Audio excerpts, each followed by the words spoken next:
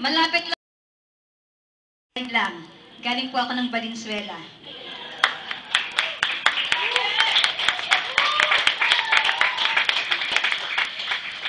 Allow me to introduce myself. I'm Ines Casas.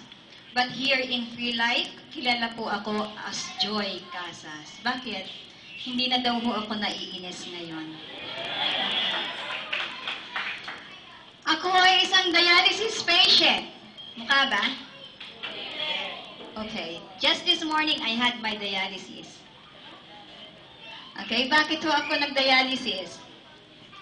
This is due to overdose of medicine. Okay, sino ho dito mahilig uminom ng gamot pag masakit ang ulo? Good!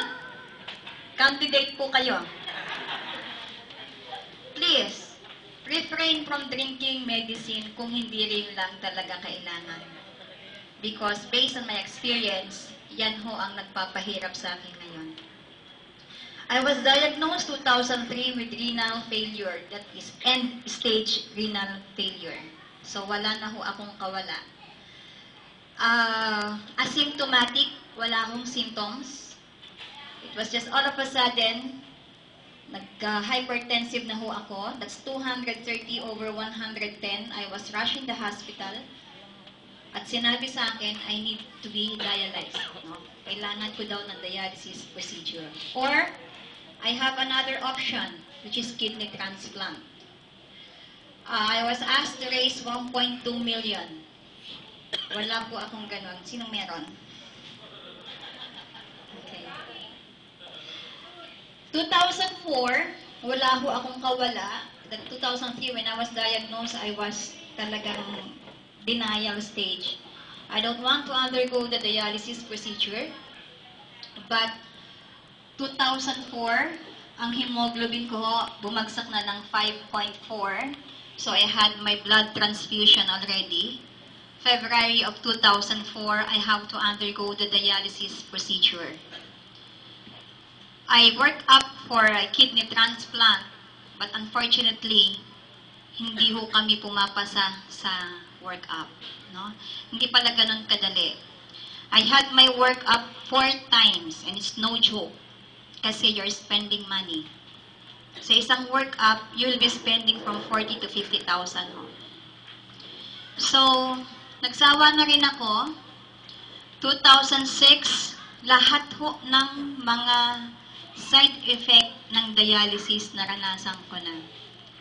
So, 2006 po was the time na nagpapaalam ako sa family ko. I have 3 children. Nakahanda na mo ba mga panyo nyo? Okay. Kasi ako pag nami-mention ko mga anak ko, talagang umiiyak ako. Soft part ng mga ina ang mga anak.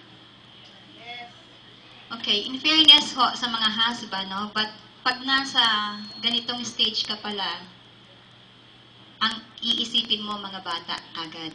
No? My youngest was 9 years old that time.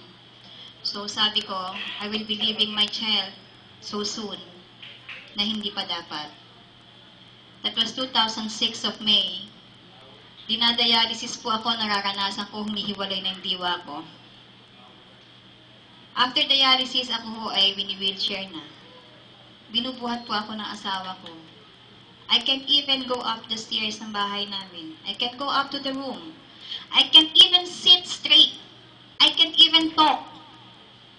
Kasi ang feeling ko noon, para akong nauupos na kandila. 2006 of May, doon na ho ako nag-start na nagbibili na sa family ko.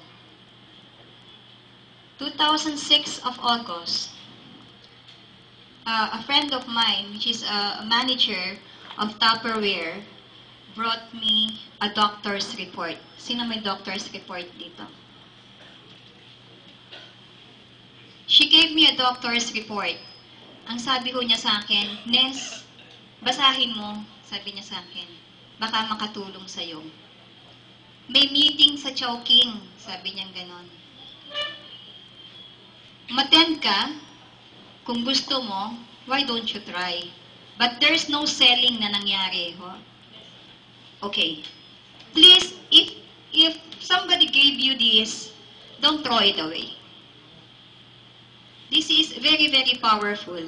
Marami hong matutulungan to.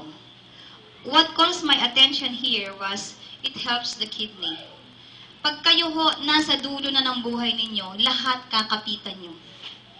Lahat gusto nyong gawin para lang to extend yung buhay nyo. No? Now, I attended the meeting, and I saw in the bottle that there is a potassium. Yan ho, kasi pag dialysis patient ka, ang potassium ho nagre-retain sa aming katawan. So, bawal ho sa amin ang kahit na anong may potassium. Kasi pag nag-shoot up ang potassium, anong effect? Cardiac arrest. So, that time of 2006, nakaban ho ako totally sa fruits. Banana can kill me. Yung ripe mango can kill me. Bawal na bawal ho sa amin yan. Avocado. No? So, when I saw that there is potassium content in the bottle, sabi ko nga, hindi ko pwedeng inumin to. But, Doc, may tanong ako sa inyo. Pag nagpe-prescribe ba ang doctor ng gamot, sure ba sila na mag-work talaga sa katawan ng tao? Hot seat. To tell you honestly, I'll tell you as a friend. Okay? I will not talk to you as a doctor. I will tell you frankly na ang sa dami po ng gamot, sa dami po ng procedures, ang binibigay po namin is just a shotgun trial. That is the very reason why after 3 days, babalik kayo. For us to check kung may effect yung gamot. If none, then we change it. In other words, trial and error pa rin. Okay? So, the same thing. You wouldn't know if a certain product mag-take effect sa katawan nyo kung hindi nyo iti-take. Di ba? So, what I did was, nagpa-lab test po ako on my own. That time, my potassium was high. My hemoglobin was low. My creatinine was high. Everything is abnormal, including me.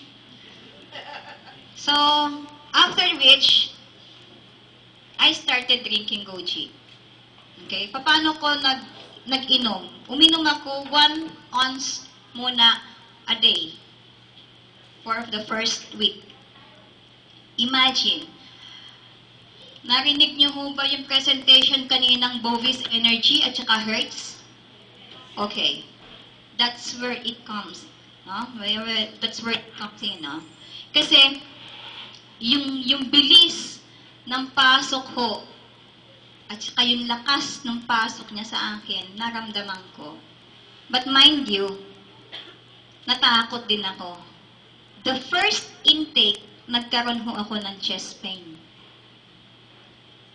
Sabi ko, naku, naloko na. Sabi ko. Kasi katigasan ng ulo ko. But sabi kong ganon, baka ako nag-adjust lang ako. So lahat ng bibigyan mo ng dahilan. Kasi gusto ko mabuhay eh. Siguro kako, siguro. No? So, tinuloy ko pa rin ho.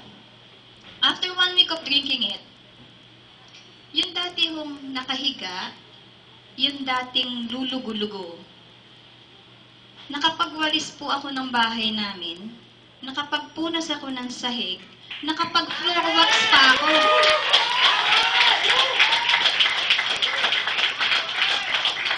Sabi ng husband ko sa akin, Nis, alalay ka lang, baka mabigla ka. Sa akin, at the back of my mind, sabi ko, Lord, sabi kong ganon, nagbubuhayan ako, sabi kong ganon.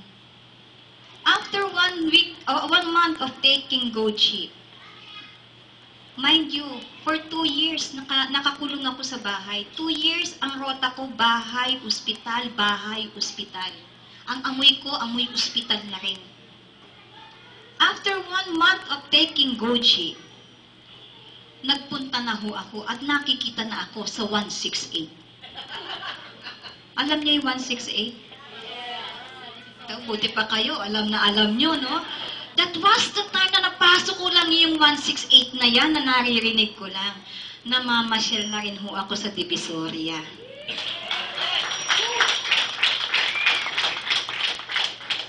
After 6 months of taking Goji, all the side effects po ng dialysis sa akin, from head to toe. Dati ho, pag hinawi ko yung buhok kong ganyan, lahat ng buhok po nasa kamay ko. Numipis na ho yung buhok ko sa side. Akala ko noon makakalbo na ako. Ang kulay ko ho, hindi ganito ang kulay ko noon. Merong kumakalat na picture ko. If you see that picture, iba ang itsura ko pa that time. That was taken year 2007. Maitim pa ako noon. Ngayon, bumabalik na ho unti-unti yung moisture ng aking katawan. Mind you, may acid intake pa rin ho ako until now because I still undergo the dialysis procedure. But, that is the effect of vitamin E of Goji. Kaya niyang isuppress yung side effect ng dialysis. What else? Yung mga yung kuko ko, hindi ko na tumapahaba before. Pag humahaba ho siya, yung konting haba lang siya, nag-break ho siya, tsaka nag-yellowish na yan dati. Sabi nga nung nagmamanicure sa akin, parati niyang pinupupot, sabi niya ganon, tita, ingatan mo kasi very soft na. Noong time na nag-Goji ako, ngayon ho, pag ibinaon ko sa balat ninyo ang kuko ko, kaya kayong sugatan. Ganon ka-healthy ang kuko ko. What else? 2006, 2007, March, I started organizing a ballroom. That yun ho isang fundraising po ng isang simbahan for 250 couples. With live band. Okay. Pag walang sasayaw, ako ang sumasayaw. Kaya niyo yan? Nakaya ko hong gawin lahat yun. But the most important sa akin, considering lahat ng nangyayari sa akin ngayon, pinakamahalaga ho sa akin, it brought back my life.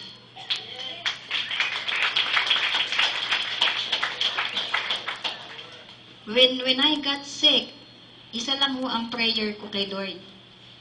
Lord, extend my life even for 10 years. I have 3 good children. Sabi ko, napakabata pa nila kung iiwanan ko naman. By that time, after 10 years, graduate na siguro sila ng college nila. So, sa ngayon po, nakaka5 taon na po ako.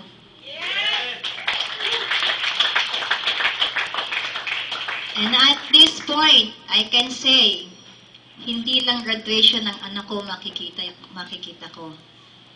I am still hoping to see my grandchildren. Goji morning po!